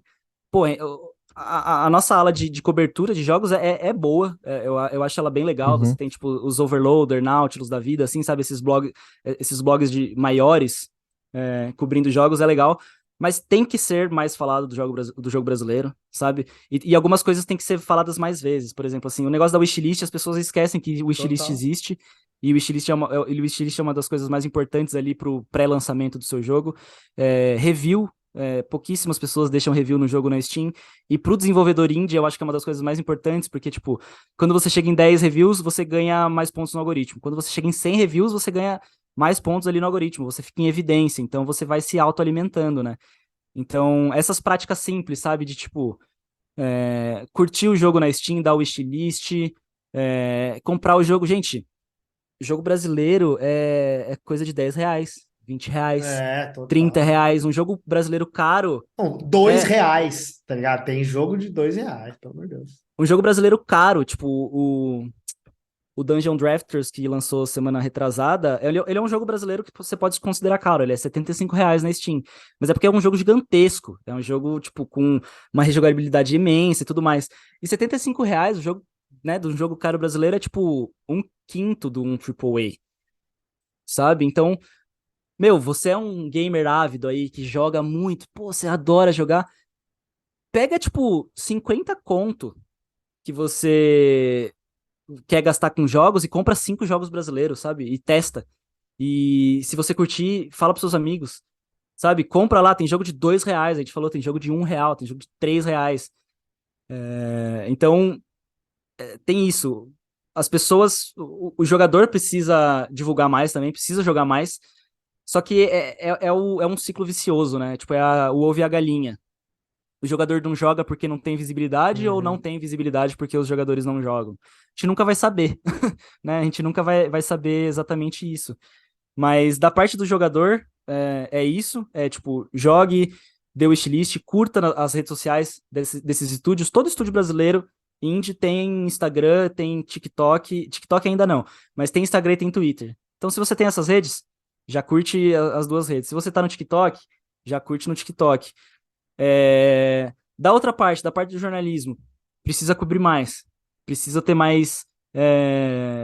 Precisa ter mais visibilidade. Tipo, eu entendo que os grandes blogs, os grandes veículos de jornalismo precisam de números, precisam de dados. Então, o que eles vão falar do jogo indie? Eles vão falar do Bag Dex, né, do Pokémon brasileiro, eles vão falar do GTA brasileiro, 171, eles vão falar do jogo do Cellbit, eles vão falar de do Lenda do Herói. Mas, pô, faz uma notinha aí de um outro jogo indie brasileiro, tá ligado? Não mata ninguém, né? Caraca, né? Comenta um Top pouquinho. 10. Uma listinha, faz uma listinha por mês. Porra, pega essa lista que você já criou de 150, né? Escolhe 20. Pode copiar. Tá tudo bem. Copia. Pode copiar. Copia o texto. Pô, se copia o texto, põe na sua página. Não vou ligar, não, se for pra divulgar o brasileiro. Mas, tipo, falta cobertura mais especializada. Não especializada, especialização é foda de falar, mas mais interessada e mais querendo falar dos jogos brasileiros, assim. Eu não me ponho como grãozinho de areia não, como fala? A última bolacha do pacote. Grãozinho brilhante, a última bolacha. Eu não sou absolutamente nada disso, eu sou só um cara privilegiado que consegue ter um trabalho e tocar esse projeto de divulgar jogos brasileiros. Mas tem outra galera, tem uma galera fazendo um negócio legal. Tem aqui o podcast de vocês, tem o Galinha Viajante, que é um outro podcast que fala sobre jogos brasileiros.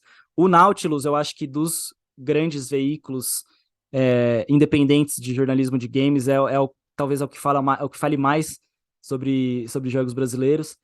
Então, ainda acho que falta uma galera mais do jornalismo engrenar bastante, assim, nessa cobertura brasileira, sabe? Porque é foda.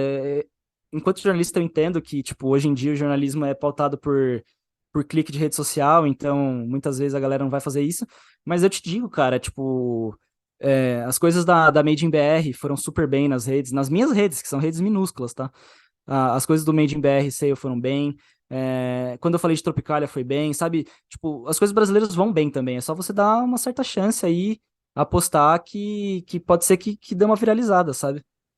Muito foda. É isso aí mesmo, pô. Compra os joguinhos, pelo amor de Deus, jogue os joguinhos, né? Compra. Pô, 10 Que conto, isso. 5 contos, sabe? Compra 3 joguinhos ali pra você jogar na semana. Bom demais. Jogo brasileiro. Foda. Gostoso. Bom, para nossa última perguntinha, já que a gente já tá nesse clima já de jogos brasileiros, eu queria algumas recomendações, né? A gente já comentou sobre os nossos jogos favoritos indies, né? Mas eu queria ouvir mais de vocês, Pietro também, e você, Lucas. Indicações de jogos. Alguns joguinhos, pode ser um, pode ser quantos você quiser, que vale a pena. Eu acho que hoje vale a pena a gente tentar focar no público brasileiro, né? Tentar falar sobre alguns desses jogos. Então, bom, uma divulgação de um ou mais joguinhos, e claro, se você tiver alguém na lata aí, algum outro desenvolvedor que você acha, desenvolvedor ou pessoa que trabalha na indústria que você gostaria que as pessoas seguissem para conhecer mais sobre esse universo de jogos indies e tudo mais. Mas, primeiramente, joguinhos, Lucas. Listinha de joguinhos. Joguinhos. Eu já falaria só jogos brasileiros, antes de você pedir mesmo. Eu vou indicar 3 para ficar legal. Eu já falei do Thiago Oliveira aqui bastante vezes, então ele eu vou colocar nas pessoas para você seguir. De jogo, o primeiro jogo que eu vou indicar é o Bem Feito Joguinho. É um jogo feito pela Keb, uma desenvolvedora muito incrível, e o Bem Feito Joguinho, ele é um jogo... Como explicar Bem Feito Joguinho? Ele é um jogo feito, entre aspas, pro Jogaroto, que é uma plataforma que brinca com o Game Boy. Então é o Jogaroto. Então quando você compra o Bem Feito Joguinho, só tem no itch.io, né? Ele vem meio que com um emulador, tá ligado? Desse game antigo pra você jogar. Então ele é um jogo retrô. Caraca, que doideira. De fazendinha, assim, tipo pixelado, com uma cor de tipo o gráfico de Game Boy, assim, que são só duas cores, Tô sabe? vendo aqui, caraca, que legal. Ele é um jogo de fazendinha, você tem que ir fazendo ali os ciclos, né, do personagem, tipo, todo dia ali, regando, colhendo, tirando lixo e tudo mais. Só que daí o jogo vai tendo um Vai twist. pirando, O já tô jogo vai ficando, percebendo que o não é jogo vai só isso aqui, pirando, exatamente. o jogo vai ficando sombrio, o jogo vai falando de existencialismo, de coisas loucas, surrealismos. Sim, é um jogo primoroso, é muito foda, é muito, muito, muito bom, assim, muito bem desenvolvido, é divertido, dá medo, faz você pensar. Então, bem feito joguinho, é o primeiro que eu recomendo. O segundo, indo daí, eu vou tentar ir para todos os lados possíveis, assim, para fazer coisas muito diferentes. É, eu vou falar do Dandara, se você ainda não jogou Legal. Dandara, jogue Dandara. Eu acho que é um dos grandes jogos brasileiros já feitos, assim. Ganhou muita força fora, assim. Ele é um jogo. Como explicar Dandara, né? Ele é um jogo tipo de plataforma. Ele é um Imagina se. Metroidvania, né? Ele é um Metroidvania. Ele é um Metroidvania, só que imagina que você só se movimenta com o hookshot do Link, tá Exato. ligado? Você vai pulando de parede em parede. Então ele é um jogo difícil, tá? Pra Ele é um jogo difícil. cacete. Eu não terminei. É o famoso. Ele é um jogo complicado, mas ele é um jogo com uma pixel art linda. É um jogo que traz coisas brasileiras muito incríveis. Tem o Abapuru, tem a própria Dandara, assim. Fala sobre opressão. Então, Dandara, segunda indicação. E a terceira, eu vou indicar um jogo que chama Sonho Trapstar, que é um jogo que vai ser lançado nos próximos meses agora. Que ele é um jogo que ele é uma pegada tipo mais realista, assim, é um gráfico mais realista. Que ele é tipo um GTA, só que obviamente pequeno, né? O GTA é só porque é aquele estilo de jogo de você andar, dar tiro e tudo Ah, mais. mundo Só que aberto. ele é numa ele não é mundo aberto, mas é tipo nesse esquema de andar metralhando, sabe? Sim. Só que ele é numa São Paulo, chama São Paulo Invertida, que é uma São Paulo, tipo, a pandemia do Covid evoluiu e o Covid transformou as pessoas em zumbis.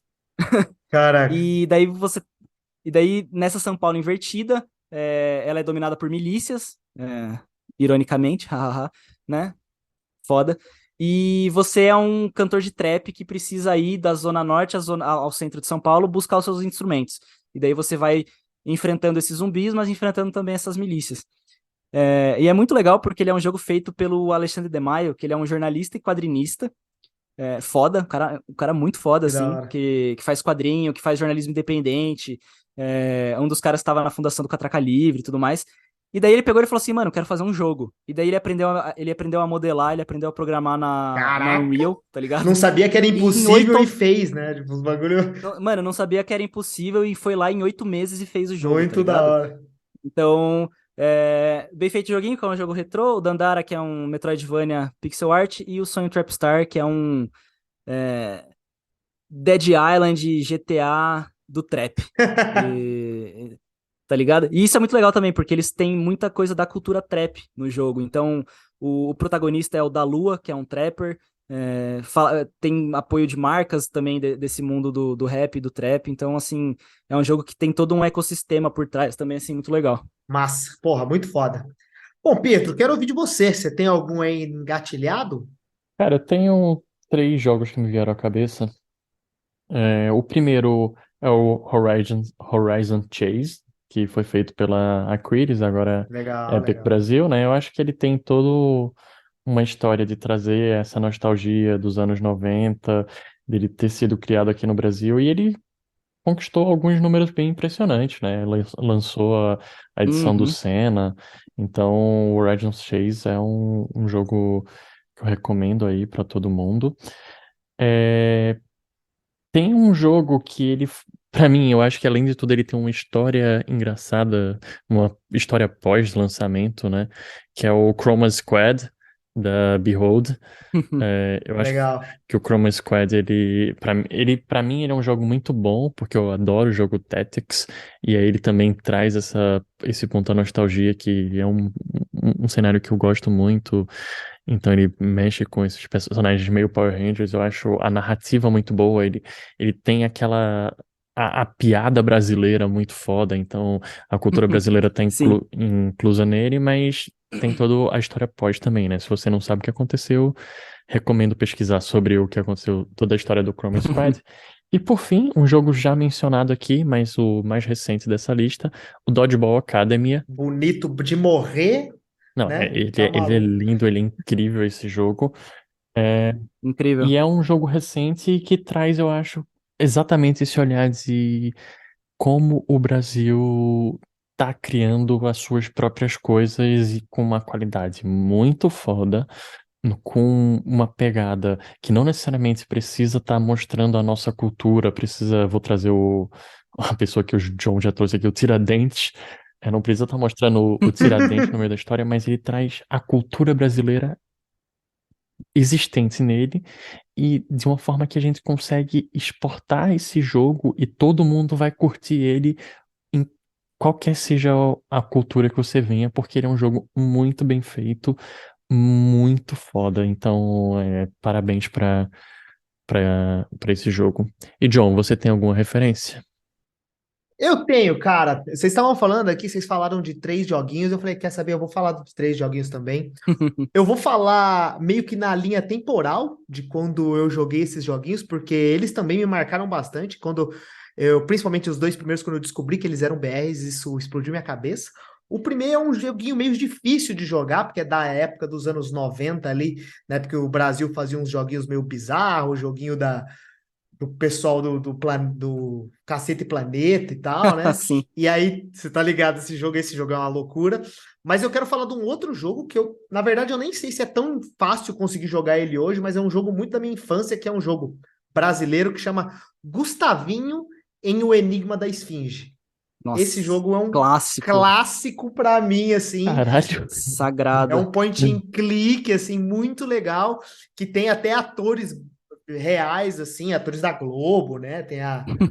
Bom, é uma loucura e é um point and click muito legal, que conta a história ali do Egito, e o menino cai, né? Ele é meio que caí nesse mundo aqui, o que eu tenho que fazer? Você tem que fazer os puzzlezinhos, muito legal, muito bonitinho. Acho que se você não conseguir jogar o jogo, que eu acho que hoje realmente é difícil, vai ter que baixar algum emulador Nossa. aí, porque na Steam eu dei uma procurada e não tem.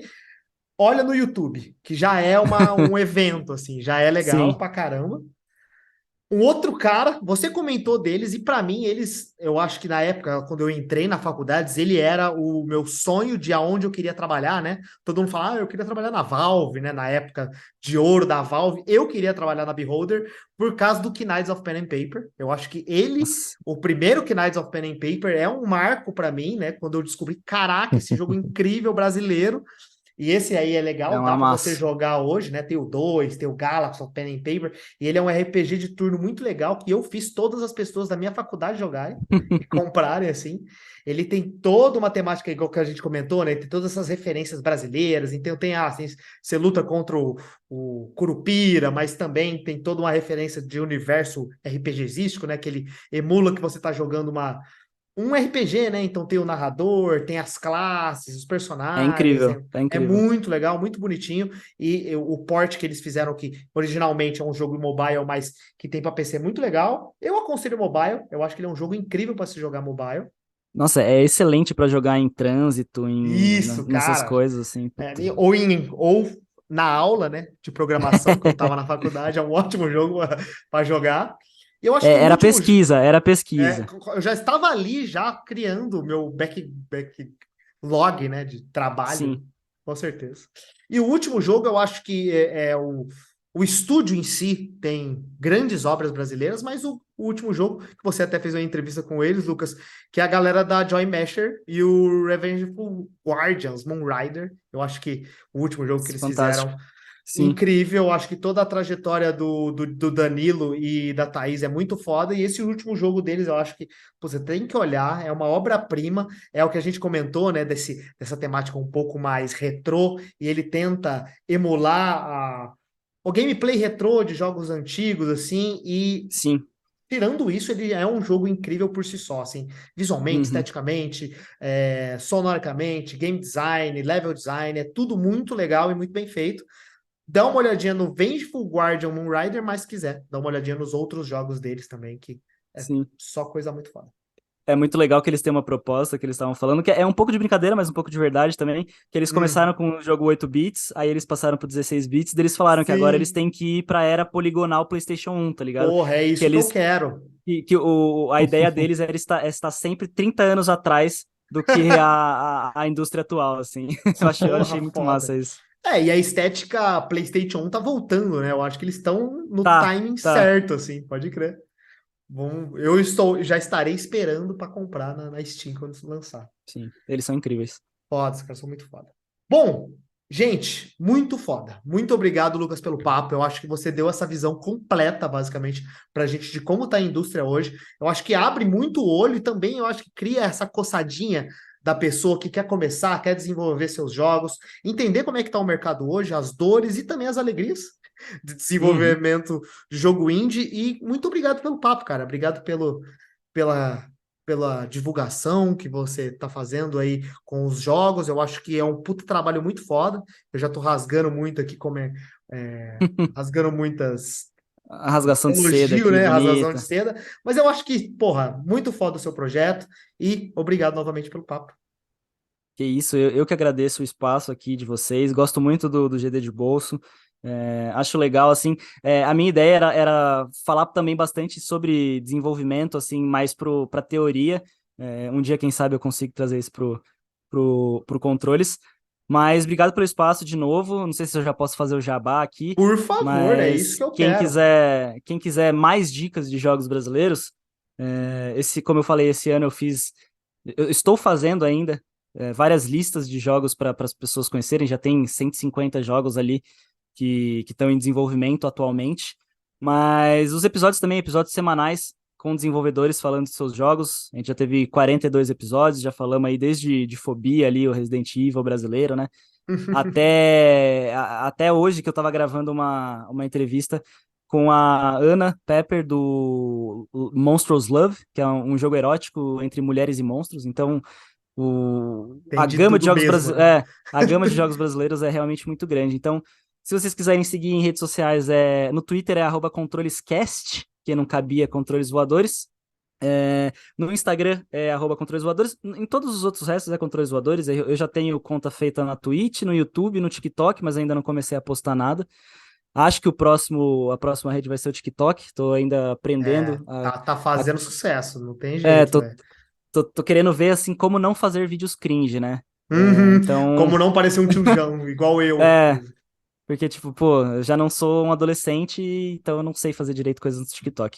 Mas sigam nas redes, a gente tem site também, www.controlesvoadores.com.br, e tem os textos no site do Terra, porque o Controles é um parceiro do Terra Game On, então os textos vão sempre para lá. Se você for em alguma das redes, já vai ter tipo lá o Linktree com todas as outras.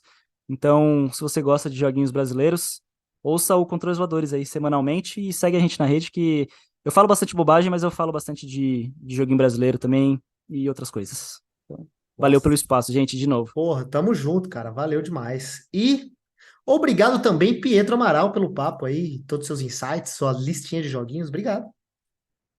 Valeu, valeu, Lucas. Muito obrigado por ter vindo e não obrigado não só por ter vindo, por ter engrandecido esse episódio de hoje com toda essa fala, que eu acho que ela vem realmente de uma pessoa que está querendo ajudar a indústria, e isso reflete no projeto que você está fazendo, né? O Controles é um projeto muito foda, que espero que só tenha mais episódios dele. Recomendo a todo mundo, quem queira, por favor, escuta mais do Lucas lá. Eu sempre fico de olho em pelo menos eu olho qual foi o jogo que falou dessa vez para eu dar uma pesquisada nesse jogo. Sim, total. Então, Que massa. Valeu. Obrigadão. então, por favor, galera, fica de olho nisso. E John, Eu. onde é que você dá 5 estrelinhas pro GD de bolso? Boa. Bom, além de acompanhar o Lucas e o Controles Voadores, caso você queira também ouvir mais episódios do GD de Bolso, é só você procurar a gente no Spotify, onde lá você vai poder ouvir os outros episódios do GD de Bolso e também dar suas estrelinhas, como o Pedro falou, né? Dar uma moral pra gente lá, pra gente ser mais divulgado. E claro, se você quiser acompanhar todas as postagens e as novidades do GD de Bolso, os outros episódios que saem, é só seguir a gente nas redes sociais, no Twitter e no Instagram, que já em algum momento talvez a gente faz um TikTok ou outra coisa. Por @GD de Bolso. É só procurar a gente lá, seguir a gente e show de bola. Valeu. Gente, muito obrigado por terem ouvido e até aqui. Um beijão no coração de todo mundo e tchau, tchau. Tchau. Tchau, tchau. Tchau, tchau.